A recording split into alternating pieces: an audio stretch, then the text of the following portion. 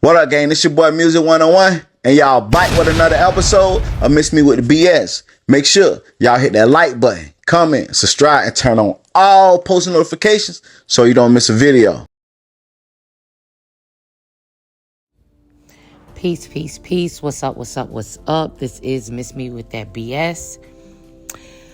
I've been following the Asha Degree disappearance, but I never really decided to comment on it, only because it's a lot of holes in this one to me.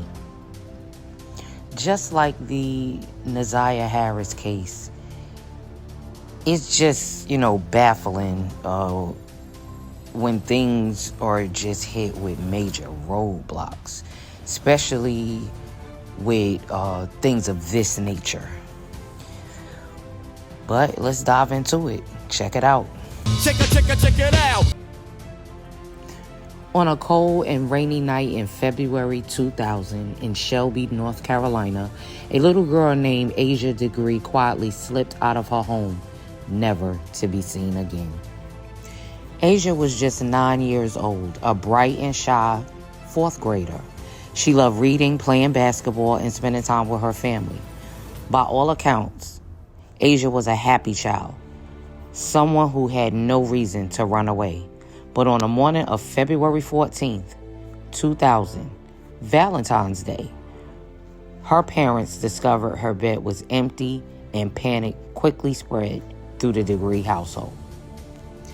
Witnesses later reported seeing Asha walking along Highway 18 in the pouring rain, dressed in a white shirt and black pants, carrying a book bag. Several drivers saw her. One even tried to approach, but Asha ran off into the darkness. That was the last confirmed sighting of her alive. Days later, searchers found candy wrappers, a pencil, and a marker that belonged to Asha near a shed. 18 months later, her backpack, still packed with clothes, books, and personal items, was found buried in plastic bags miles away from her home. Despite exhaustive searches, interviews, and countless tips, Asha's case remains one of North Carolina's most haunting mysteries. Why did she leave home that night? Did someone lure her out, or was she running towards something she only knew about? More than 2 decades later, the Degree family still holds out hope that Asha will come home. The FBI, the Cleveland County Sheriff's Office, and the community continue to investigate, determined to uncover the truth. Asha would be 34 years old today. Somewhere out there, someone knows what happened that night.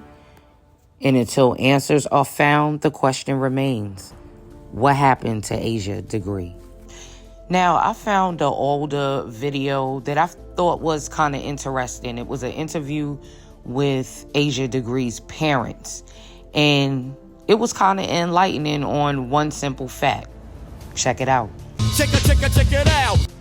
21 years ago this weekend was the last time Jaquilla and Harold Degree saw their little girl Asha. The 9-year-old Cleveland County girl went missing on Valentine's Day in 2000. All these years later, and we still don't know what happened to her. She left her bedroom, presumably in the middle of the night, with her book bag. 2 people separately reported seeing a little girl walking along Highway 18 around 4 a.m. A year and a half later, her book bag was found 30 miles away in Burke County. 17 years after that, investigators would tell us what was in it: a Dr. Seuss book and a New Kids on the Block concert t-shirt. The FBI and Cleveland County Sheriff's detectives are still looking, still following leads, as we learned back in 2018. Behind this door at the Cleveland County Sheriff's Office sits a group of investigators. We're going to go over the lead sheet. All working to find a little girl frozen in time. Some information on someone of interest in Lincoln County. This team of local detectives and FBI special agents meets almost weekly to pine over the disappearance of Asha Degree. But so far, nothing. 21 years and counting. Jaquilla and Harold have pulled themselves out of bed with the same hurt, the same awful, all-enveloping question. What happened to our baby girl, who would now be 30 years old? And here's the thing. Valentine's Day isn't just the anniversary of Asha's disappearance. It's her mom and dad's wedding anniversary.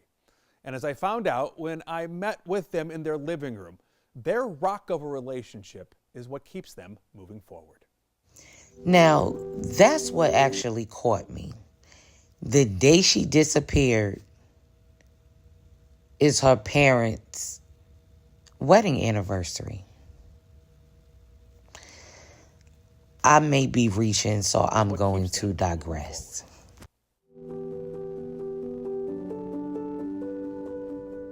You probably would do anything to not have to do this again on another year. Yes, but we have to, because if we don't do it, why should anybody else do it? How do you approach these anniversaries? I mean, how do you wrap your head around it still? The closer it get, the harder it get, and you know you got to deal with the public, and we just appreciate y'all taking time out to come and keep it out there also. A lot of people forget about it. We keep in mind that it's not about us, it's about her, and to keep her name out, keep her story out, because we don't know if Cleveland County or the FBI, if they believe they're looking for remains, we believe our daughter's still alive. So we're expecting a person. I've told them for 21 years, until you bring me 99.9% proof that something remains is hers, I'm not gonna believe it. Our faith is the main reason why we haven't went crazy. That we are able to still work, that we are able to do every interview every year, and that the only reason why we've actually even getting through this. Do you think of her like the first thing when you wake up in the morning? Oh yes, first thing you think, wake up, last thing you think of when you close your eyes. And like they always ask me at work, how in the world do you work? I use work as an escape. Try to stay busy, try to do different things. I go to work and I try to just do little stuff on the side. I stay in the yard doing something all the time, just stay busy. This is worse than death, because at least with death, you've got closure. You can go to a gravesite, or you can, if you got to earn at home, whatever. But for us, we can't mourn. You can't give up. Only thing we got is hope. So, but there's those times like when they find other children, you be thinking, it goes through your mind, why not us? And then of course, I don't watch a lot of the news because unfortunately it's a lot of stuff about children. Yeah. And then of course there's those times when another child, another bulletin will come on your phone or whatever, the Amber Alert, another child is taken or another child is missing, and you just cringe. Something where you would just prefer at this point people don't ask? We'll tell you if there's something to say? Sometimes, yeah, sometimes. But as long as people ask me questions about it, whatever, I know they're thinking about it. So that's a good thing. They're still looking. That's a good thing. 33 years of marriage coming up. You guys on some level have really beaten the odds, because a lot of times when couples go through the kind of stress that you've gone through, it's really hard to stay together. Well, faith in God, and then we just, after year one, when we realized, okay, this ain't ending, we was like, if there's no way we could split up. Why we don't have the right to put us on somebody else. If it wasn't for him, like he said, they'd probably literally be in jail or crazy, because I can take so much. We haven't gave up, and that if anything, I don't care how small, how minute, if you think it doesn't matter, pick up the phone and just call them. Let them do their job. No matter how this end up, if it doesn't end up the way we think or believe, at least we'll have the closure and the satisfaction of knowing, as her parents, we done everything in our power to help bring our child, to help find our child, and to bring her home. There is a clue out there somewhere. Cleveland County detectives and FBI agents are looking for it. The FBI's Shelby Lynch told us in a statement, "We are definitely still actively investigating the case. We continue to have regular meetings with investigators from FBI, Cleveland County, and the SBI. We are actively investigating, following leads, generating new ones, conducting interviews, utilizing new advancements in technology that didn't exist before." Asha didn't have a cell phone. There wasn't a computer trail to follow. There were no surveillance cameras on the streets. The technology that we often follow in investigative matters these days didn't exist in 2000. That is why the public is so important. Someone has information that can help us bring this little girl home and bring closure to her family and to the community. And as always, if you know anything that could help investigators, call them. The FBI's number, 704-672-6100. The Cleveland County Sheriff's Office can be reached at 704-484-48. I personally feel that she had to leave that home with someone she knew. She's a 9, and she had a book and a t-shirt. Now, I'm not saying it was either one of the parents or her brother, but I honestly feel that she left that home with someone she knew.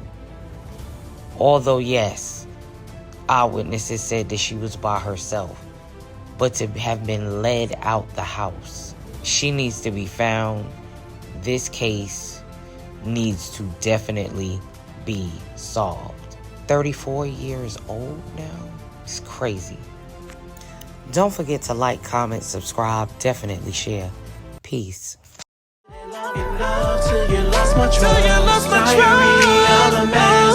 You didn't have to play me like that, but I took you back because of love. Diary of a mass hurt, you don't know what